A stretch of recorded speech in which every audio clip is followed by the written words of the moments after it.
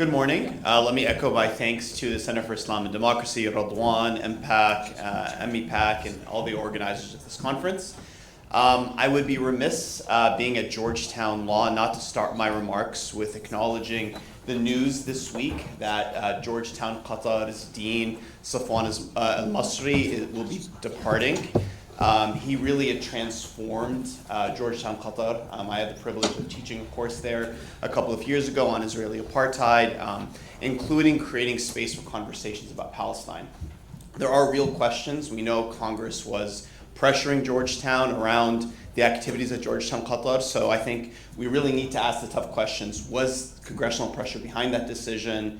And what does it mean for the future of Georgetown? And I think it's a real loss. I'm a Georgetown alum myself. It's a real loss for Georgetown and for all of us to not have Safwan in that role.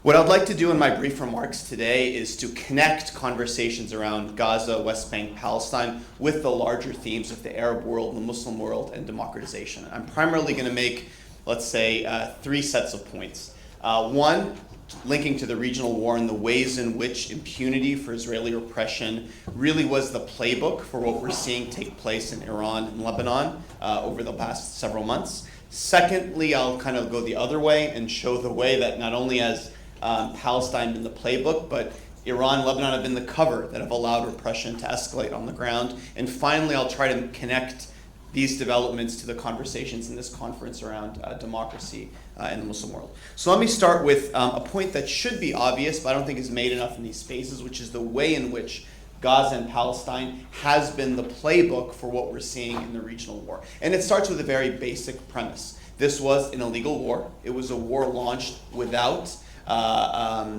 non-conformity with the UN Charter, which limits the ability to carry out an armed attack except for two conditions: self-defense, which clearly wasn't the case here, and neither was there obviously UN Security Council resolution. Even under the doctrine of anticipatory self-defense, the conditions for imminent threat were not met. I'm not going to go into great detail here, but we need to understand the link to the occupation, which has gone on for more than a half century, in which the International Court of Justice itself found to be illegal because occupations are premised on them being temporary, on the occupying power not changing the fundamental architecture or abridging the right of self-determination of the people on the ground. The illegal occupation really paved the road, I think, for illegal war, and the disregard, as we heard from earlier panels, for the rules-based international order.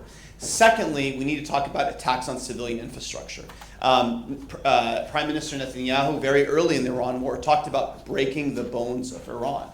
That word is not a coincidence. For those who have studied history, you know, during the first Intifada, the Israeli government strategy was break the bones of the Palestinians. And what we saw in Gaza was systematic, methodical attacks on civilian infrastructure.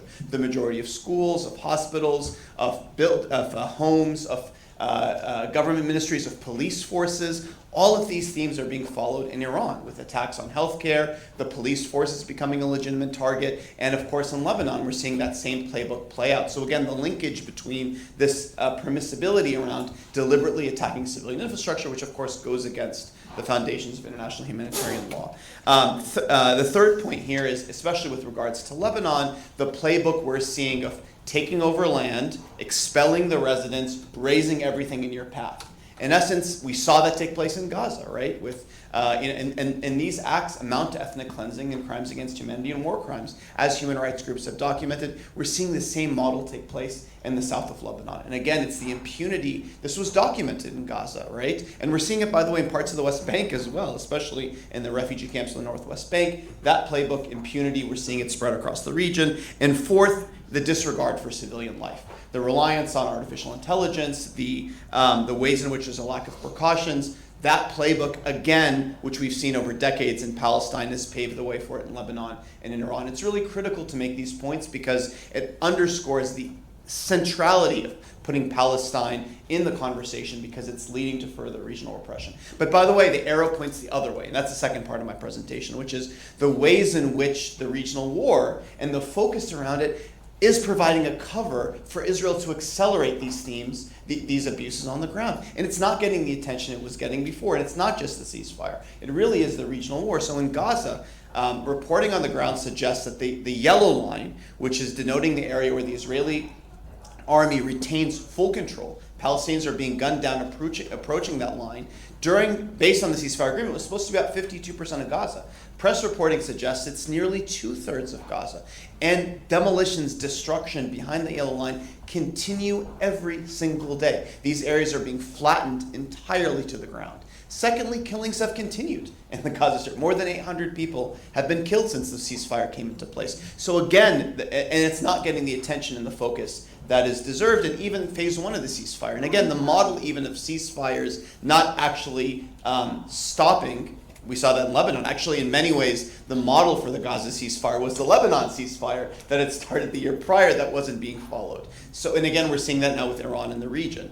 So killings increasing, demolitions, we are seeing no rebuilding. We're continuing to see restrictions on the entry of food, of basic infrastructure. And all of this conversation is not even allowing us to deal with the root causes, right? The closure that was in place for more than 15 years that was unlawful and that was restricting the flow of people and goods. We're not talking about the half-century occupation that's characterized by systematic abuse, and we're not talking about, today is Nakba Day, it's May 15th, right? We're not talking about the fact that the majority of Gaza's population are refugees that have a right to return to the homes that they were expelled from during the Nakba in 1948 and haven't been allowed to return from. So again, the war is not only following the Palestine playbook and spreading repression across the region, but it's cutting the other way and providing a cover for these abuses to continue. So my last two comments I want to make before I wrap up is, how does this Palestine conversation fit into a conference like this? And I think there are 2 points that have been surfaced a little bit, but I really want to emphasize. The first is the linkage between the fight for democratization and the fight to dismantle Israeli apartheid, genocide, and ethnic cleansing, right? Most people don't understand or process that much of the roots of the Arab Spring actually came from protests against the Iraq War and the Second Intifada in countries like Egypt. That energy eventually led activists in the Arab world to say we need to focus on our own regimes. So the Arab Spring in the aftermath was a focus inward. So from what was a protest around Palestine and U.S. policy became an inward focus on regimes. Well, 10 years later, with the genocide in Gaza, the arrow pointed backwards, right? Where the activists that were pushing in Egypt and Jordan are now the ones fighting against the genocide, and, by the way, the roles of the repressive regimes they live in being complicit in those abuses.